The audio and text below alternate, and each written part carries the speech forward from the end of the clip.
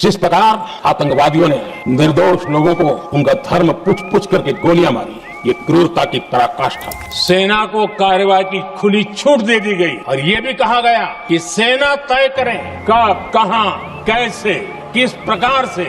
ये सारी बातें उस मीटिंग में साफ साफ कह दी गई। आतंकियों को वो सजा दी और सजा ऐसी है आज भी आतंक के उन आकाओं की नींद उड़ी हुई है। मैं समझ सकता हूं उनकी पार्टी में विदेश का महत्व क्या है। भारत के विदेश मंत्री पर भरोसा नहीं करोगे? ओथ लिया हुआ व्यक्ति यहाँ पर बोल रहा है ही इज रिस्पॉन्सिबल, इसीलिए ये वहां बैठे हैं और 20 साल तक वहीं बैठने वाले हैं। भाई आतंकवादी मारे गए, आपको इसका भी आनंद नहीं है? अखिलेश जी बैठ जाइए, मेरा पूरा जवाब सुनिए, आपका सब जवाब आ जाएगा। भाई आप आतंकवादियों का धर्म देखकर दुखी मत होइए। पाकिस्तान तो कई बार गए हो गई, सीमा पर गए हो, पाकिस्तान तो कई बार गए हो, फिर से बोलता हूं, सीमा पर गए हो। -43 डिग्री में पहाड़ पर रहकर नदी नालों के बीच में चौकी करते हैं। कोई घुस गए तो क्या हुआ? कोई घुस गया, वो बचेगा नहीं। और ये तो ऐसे कह रहे हैं घुस गए। अरे भाई आपके मन में तो, आपके समय में तो घुसने की जरूरत ही नहीं थी। आप बुलाते थे वीजा देकर, घुसने की जरूरत ही, जैसे आप पाकिस्तान जाते हो वैसे वो यहाँ आते। हमने पहले देखा हुआ है कि जब भी कुछ बड़े कदम उठाने होते हैं ना, तो ये मॉनसून सेशन के दौरान ही उठाए जाते हैं। फॉर एग्जांपल ट्रिपल तलाक की बात कर लो, आर्टिकल 370 की बात कर लो, या फिर ऑपरेशन महादेव की बात कर लो। इस बार के सावन के सोमवार को हुआ ऑपरेशन महादेव। जब ऑपरेशन महादेव को कैरी आउट किया गया, उसके बाद इसके डिटेल्स को जब शेयर किया गया तो पार्लियामेंट के अंदर बहुत सारे लोगों की तशरीफ जल गई। पार्टिकुलरली अगर मैं आपको बताऊं तो उन लोगों की तशरीफ जलने लगी जिनको पाकिस्तानियों से या फिर आतंकवादियों से बहुत ज्यादा प्रेम है। अमित शाह और नरेंद्र मोदी दोनों के दोनों पार्लियामेंट के मॉनसून सेशन में एकदम फायर मोड में आ चुके हैं। और अमित शाह तो इतने एनर्जेटिक थे कि भाई लग रहा था कि 1 मिनट के लिए अमित शाह अपने सीट से उठेंगे और 2-4 लोगों को उधर से उठा के धोबी पछाड़ दे देंगे। तो हम ऑपरेशन महादेव के बारे में थोड़ा जान लेते हैं और उसके बाद हम पार्लियामेंट के मॉनसून सेशन में जो चीजें हुई उसके बारे में बात करेंगे। ऑपरेशन महादेव जो कि सावन की शुरुआत होने के साथ ही एग्जीक्यूट किया गया था, इसको एग्जीक्यूट किया गया था श्रीनगर के हरवान एरिया में। ये ऑपरेशन महादेव एक टैक्टिकल मिशन के अलावा एक मैसेज भी था पाकिस्तान को और उसके प्रॉक्सीज को कि अगर तुम छेड़ोगे तो हम छोड़ेंगे नहीं। हमारे जो जवान थे वो भी महादेव के जैसे ही रुद्र रूप में आ चुके थे भाई, ढूंढ के, लिटरली ढूंढ के उनको हंट डाउन कर रहे थे। आर्मी के जवानों को खुली छूट दी गई हुई थी कि आपको जो करना है, जैसे करना है, जहां करना है, जब करना है तब करो, लेकिन इन आतंकवादियों को उनके मान से निकाल के 72 हुरों तक जरूर पहुंचा दो। ये जो आतंकवादी थे जिन्होंने पहलगाम के अंदर लोगों से उनका धर्म पूछकर उनको गोली मारी थी, इस फोटो में आप देख रहे हो, यह है सुलेमान शाह। ये सुलेमान शाह पाकिस्तानी आर्मी के द्वारा ट्रेन किया गया था अटैक करने के लिए और ये लश्कर का कमांडर भी था। पहलगाम के पूरे अटैक को कहीं ना कहीं ये लीड कर रहा था और इसको ढूंढ के इसके मान से निकाल के इसके चीथड़े किए गए और फिर इसको 72 हुरों तक पहुंचा दिया गया। सुलेमान शाह और इसके साथ साथ 2 और आतंकवादी थे, जो कि डाचिगम नेशनल पार्क में छिपे हुए थे। इनको लग रहा था कि ये यहाँ पे छिपे रहेंगे, इनको कोई कुछ नहीं कर पाएगा, भाई एकदम आराम से अपनी जिंदगी बिताएंगे और फिर कभी और इंडिया आके आतंकवादी हमला करेंगे। लेकिन हमारे जवान इन लोगों को 14-15 दिनों से ट्रैक कर रहे थे, हर एक डिटेल इकट्ठा कर रहे थे। ये लोग जिन जिन लोगों से बात कर रहे थे उन मैसेजेस को इंटरसेप्ट किया जा रहा था और फिर जब सब कुछ कंफर्म हो गया, आंखों के जब ये सामने थे, तब इनको हंट किया गया। और सबसे बड़ी बात कि ये ऑपरेशन तब एग्जीक्यूट हो रहा था जब हमारे पार्लियामेंट के अंदर ऑपोजिशन वाले ऑपरेशन सिंदूर के ऊपर सवाल खड़े कर रहे थे। एक कांग्रेस की लीडर कह रही थी कि ये तो बस एक तमाशा था जो मीडिया ने किया। कोई कह रहा था कि भाई नजदीक से जाके आप क्यों नहीं मार रहे थे, आप दूर से ही क्यों मार रहे थे। और जब नरेंद्र मोदी मॉनसून सेशन में एंट्री करने वाले थे, उसके जस्ट कुछ घंटों पहले इस ऑपरेशन को एग्जीक्यूट किया गया। मुझे लगता है कि इस ऑपरेशन की लाइव फीड शायद नरेंद्र मोदी के पास भी कहीं ना कहीं जा ही रही होगी, तभी वो शायद मॉनसून सेशन में लेट से पहुंचे होंगे। मतलब उधर हमारे जवान आतंकवादियों को ठोक रहे थे और फिर इधर नरेंद्र मोदी मॉनसून सेशन में एंट्री करते हैं और फिर नरेंद्र मोदी ऑपोजिशन के लीडर्स को ठोकते हैं। इस पूरे ऑपरेशन महादेव में जो फोर्सेस इन्वॉल्व थे उसमें 24 राष्ट्रीय राइफल्स के थे,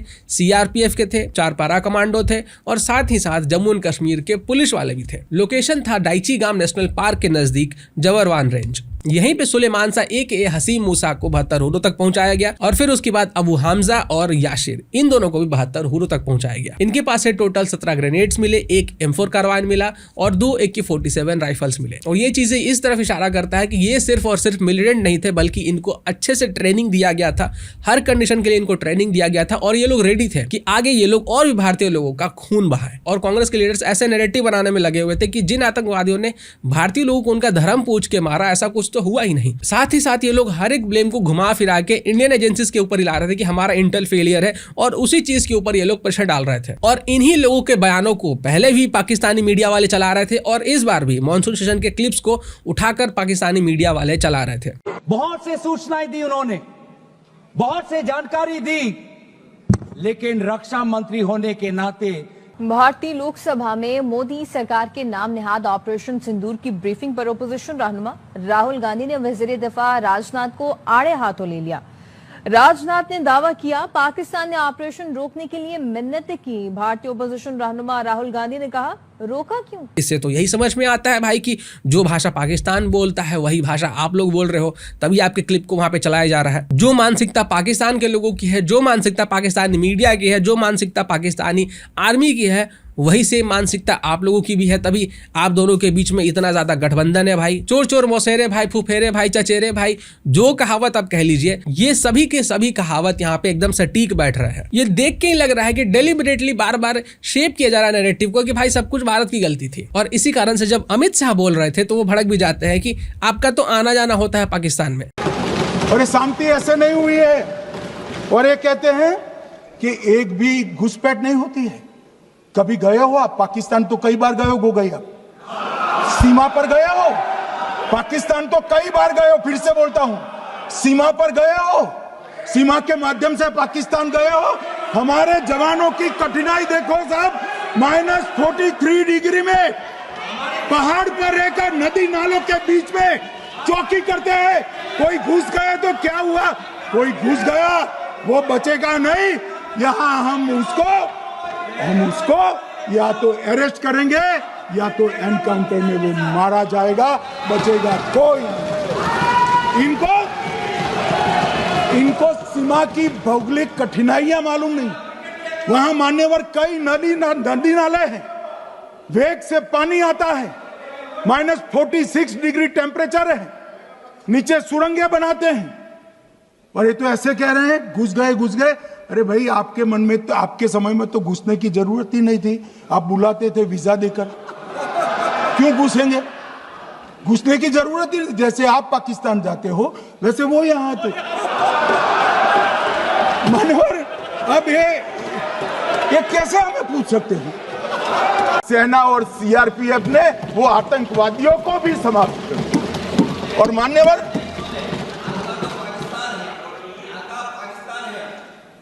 कौन? पाकिस्तान से आपकी बात होती है क्या? अरे बैठ जाओ भाई। और मान्यवर, मैं बताता हूं कैसे इनके आका मारे गए, वो भी नाम के साथ बताता हूं, जगह के साथ बताता हूं, घंटे, मिनट और सेकंड के साथ बताता हूं। मान्यवर, मैं तो अपेक्षा करता था कि जब एक सूचना सुनेंगे पक्ष विपक्ष में खुशी की लहर दौड़ जाएगी, मगर ये स्याही पड़ गई इनके चेहरे। ये क्या है मान्यवर? किस तरह की पॉलिटिक्स है भाई? आतंकवादी मारे गए, आपको इसका भी आनंद नहीं है?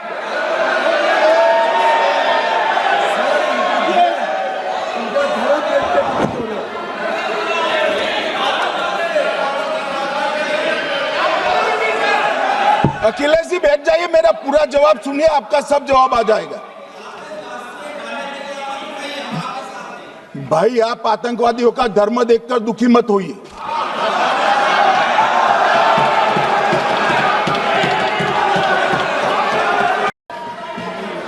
ये आतंकी के ठिकानों पर हमला हुआ, इसमें मारा कौन गया? हाफिज मोहम्मद जमील जैसे मोहम्मद के प्रमुख मौलाना मसूद अजहर के बहनोई, मुदस्सर खादियान मरकज तैयबा मुरीद का प्रमुख याकूब मलिक, जेएम पदाधिकारी मोहम्मद हमसा जमील, जेएम ऑपरेटिव मोहम्मद यूसुफ अजहर गंभीर रूप से घायल था, फिर मारा गया। जैसे मोहम्मद का आमिर मोहम्मद हसन खान गंभीर रूप से घायल था, फिर मारा गया। जेएम ऑपरेटिव मोहम्मद हसन गंभीर रूप से घायल हुआ। अब्दुल मलिक, खालिद अबू अक्स और नोएम मलिक, इनका कोई पता ठिकाना नहीं। और मान्यवर ये पूछते थे मुझे कल कि पहलगांव के दोषी कहां गए, वो पहलगांव के दोषी कहां गए।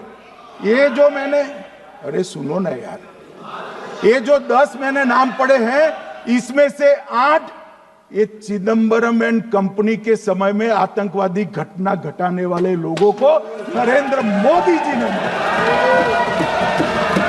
सेना और सीआरपीएफ ने वो आतंकवादियों को भी समाप्त कर दिया। और मान्यवर,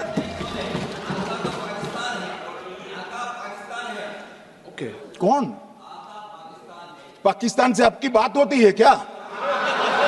अरे बैठ जाओ भाई। मान्यवर, मैं बताता हूं कैसे इनके आका मारे गए, वो भी नाम के साथ बताता हूं, जगह के साथ बताता हूं, घंटे, मिनट और सेकंड के साथ बताता हूं। मान्यवर, मैं तो अपेक्षा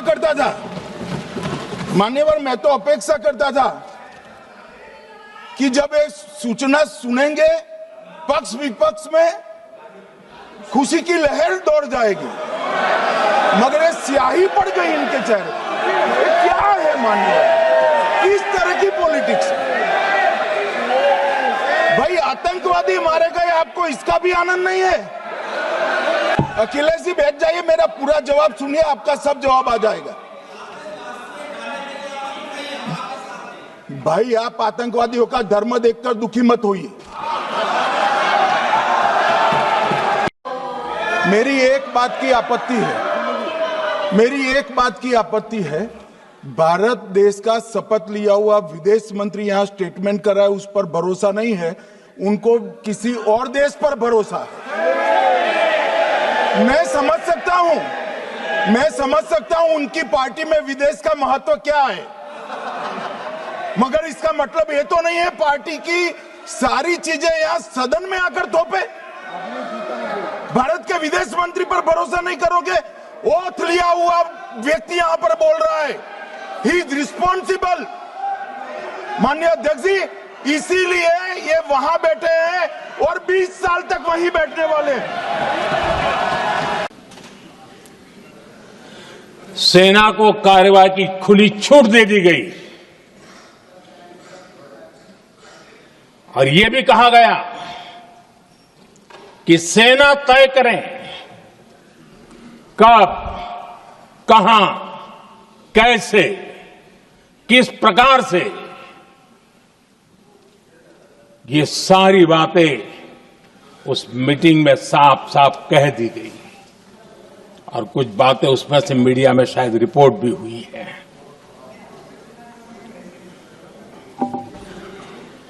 हमें गर्व है आतंकियों को वो सजा दी और सजा ऐसी है कि आज भी आतंक के उन आकाओं की नींद उड़ी हुई है।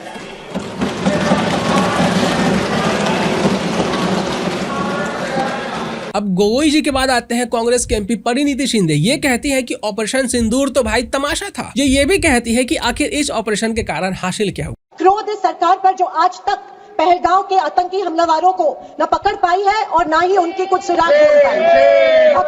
ऑपरेशन सिंदूर नाम सुनने में देशभक्ति का लगता है, लेकिन असल में ये सिर्फ मीडिया पर किया सरकार का एक तमाशा था। इस ऑपरेशन से हासिल ये हुआ कि पता चला हमारे देश के अंदर कि कितने 0.5 वाले लोग हैं और कितने उन 0.5 के समर्थक नेता वगैरह मौजूद हैं। हमें ये हासिल हुआ कि इंडिया के अंदर पाकिस्तान के कीटाणु बम जो पना पड़े हैं वो खुद ब खुद बिलबिला कर बाहर आ रहे हैं। राहुल गांधी की मैं 2 क्लिप्स आपको प्ले करके दिखाता हूँ। आप सुनिएगा कि राहुल गांधी अपने ही बयानों में एक बार बैंकॉक और दूसरी बार सऊदी अरेबिया जा रहे हैं। Behind my back and I was sent into a war and my enemy was told by my own government that we will not attack your air defense system.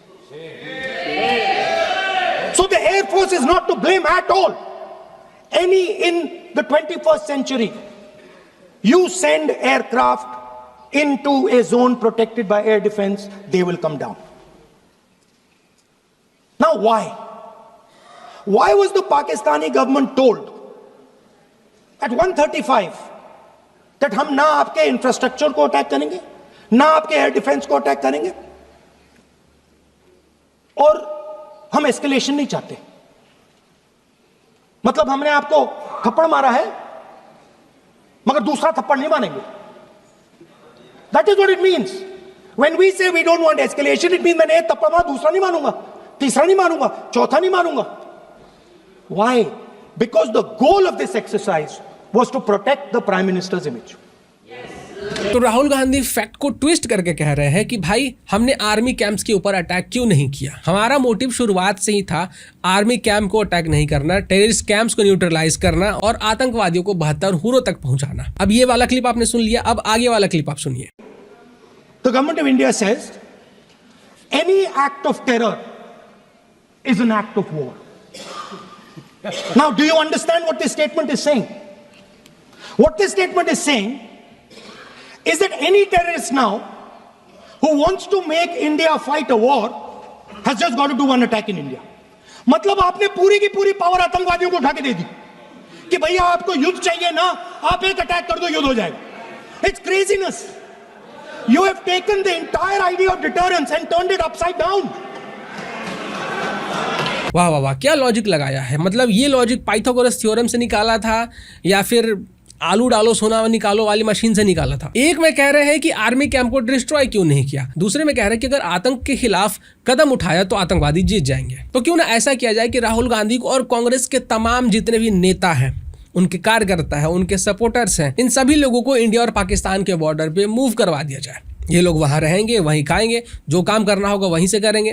फिर देखते हैं कि जब आतंकवादी उधर से हमला करते हैं, अटैक करते हैं, तब देखना होगा क्या ये उस समय भी यही कहते हैं कि अगर आतंकवादी आतंक करता है और हम उस पर अगर कदम उठाते हैं तो आतंकवादी जीत जाएंगे. अब यही सेम लॉजिक लगा के पाइथागोरस थ्योरम से इनपुट से आउटपुट निकालने के बाद दीपेंद्र सिंह हुड्डा ने ये लॉजिक निकाला है कि अगर डोनाल्ड ट्रंप के साथ बातचीत करके सब कुछ सही नहीं कर सकते हो तो मैकडोनल्ड्स को भी इंडिया में बैन करवा दो. या तो आपको भी रास्ता चुनना होगा, या तो आंख दिखाओ या हाथ मिलाओ, या तो बातचीत करके अमेरिका से संबंध सुधारो और डोनाल्ड को चुप कराओ, डोनाल्ड का मुंह बंद कराओ, नहीं तो हिंदुस्तान में मैकडोनल्ड को बंद कराओ. अमेरिका को अधिकार नहीं है, दोनों घोड़ों पे सवार होकर चलने का अधिकार नहीं है.